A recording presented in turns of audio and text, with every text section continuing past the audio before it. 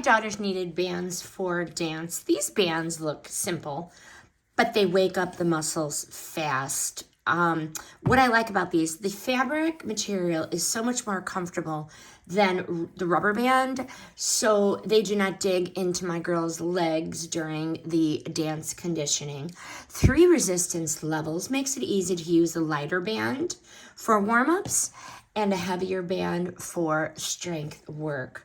The non-slip grips helps the band stay in place during walks, sidewalks, squats, and turnout exercises. Would I buy them again? Absolutely.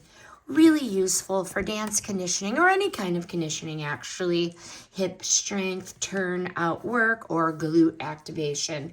Compact enough to keep in a gym bag for practice, comps, or a quick workout. It does come with a little mesh bag to put them in. So would I buy them again? Yep.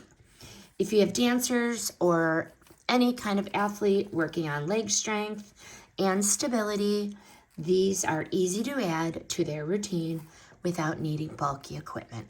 Highly recommend.